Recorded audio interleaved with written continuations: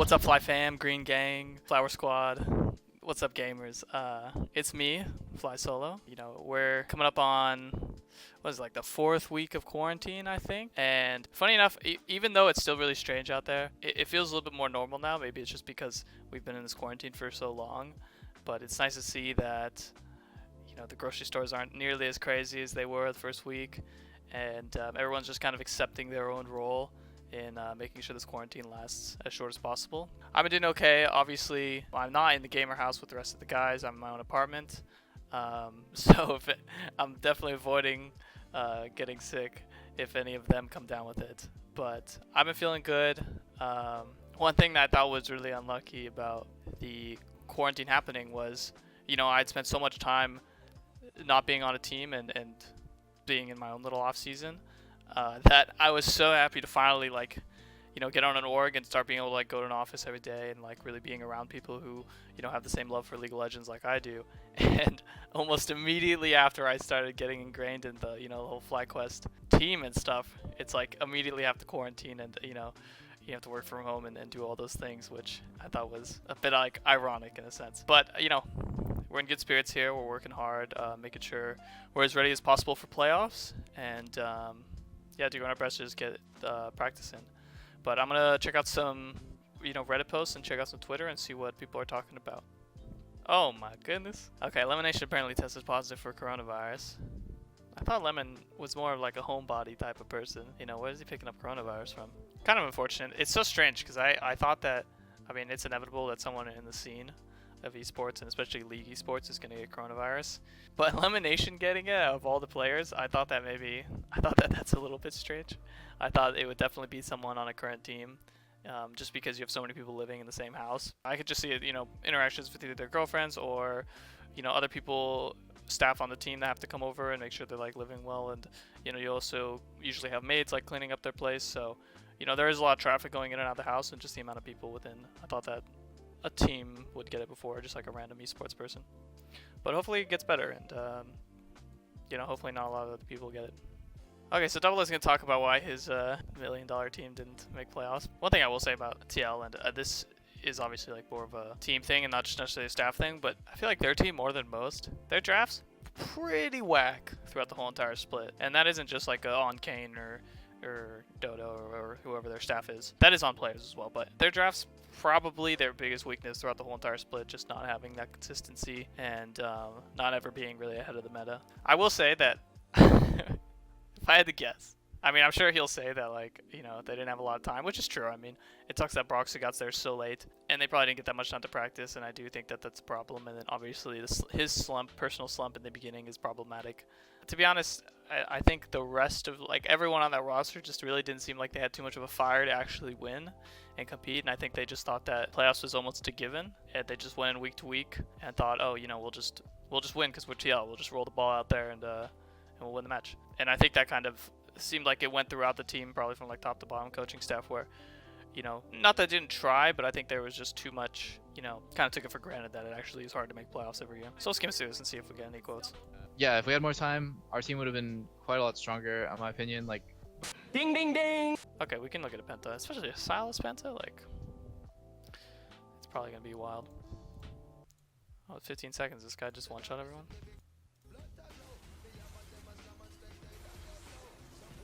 Okay, wait, I'm just gonna guess. I'm gonna guess he steals either Jarvan or Diana ulti, and he just, like, gets a 5-man one of those ultis and literally just one-shots everyone. Oh. Okay, that was pretty cool. Ding ding ding! But actually, look at that damage, though.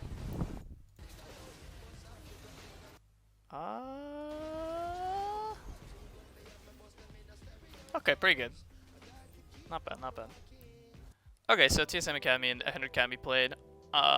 We can check out, I didn't watch the games that closely. I did see that TSM beat the brakes off them boys. You know, we can check it out and get all of our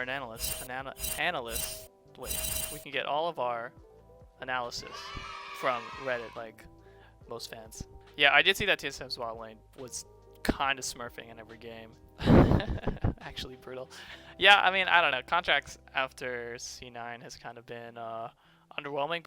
I mean, C9 is like, they're like the Spurs of, they're like the Patriots of, you know, LCS. Like, not everyone that leaves is bad, obviously, but like for the most part, I think players somehow always look so good on C9. I think a lot of credit has to do to, you know, Reaper and their coaching staff, but you know, they're just really good at like understanding players' strengths and weaknesses, and also building around players. And it always seems like, even though they're like replacing players, there always is like a core group of all-stars there. Like you had Sneaky in the beginning with Jensen, and then even when he left, Licorice started like coming to his own, and he had Svenskeren, and even when Svenskeren left, like Blabber still has, you know, Licorice, and now Niski's like really good, and they even have Sven. Like, I mean, the whole roster's good right now, but throughout the years, I think they've always done a good job of bringing in rookies while they still have great all-star players, and being able to like groom those rookies into all-stars, but also like playing to their strengths and helping them. And they're not like super hung up on keeping people even when they're like showing that they're going to degrade. They're not afraid to like switch out players because they know that they'll be able to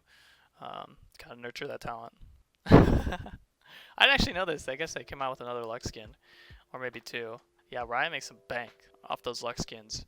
I mean, there is like a meme. I don't know how. I mean, I think it's pretty well known that I think someone on Twitter posted it in Riot, that they have like someone made like a poster or something that is like pool party Ari, and it's like, in case of emergency, please break, because I mean, as you can imagine, pool party Ari probably sell a lot of skins, so be on the lookout for that if they ever need it.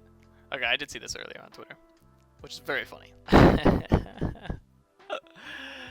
The sad part is that these are the rules that my jungler lives by. But enemy jungler, they are the hyena. The enemy jungler is the hyena, so he only goes top lane. So yeah, my top lane's the elephant graveyard, and enemy jungler are the hyenas. So always live in there. Okay, I think that's enough Reddit.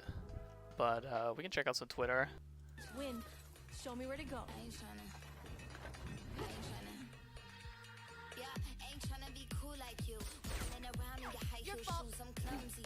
What the hell? This is nothing.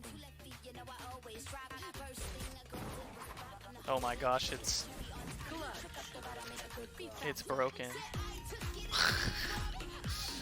Okay, that was pretty cool. I mean, I don't know. Every time I see this game, the graphics remind me of like, it's like Scuff CS:GO or really good looking Team Fortress 2.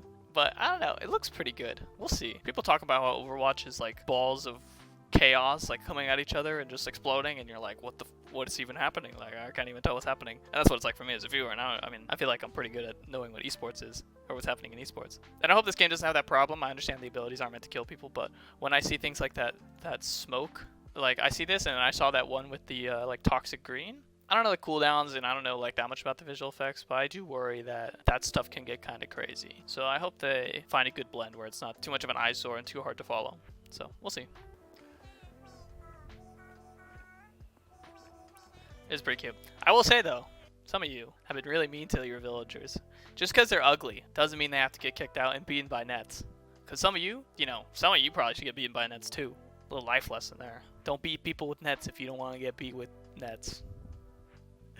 No, but on the real, thanks for watching. We got our match coming up on Saturday. Best of 5 versus Evil Geniuses.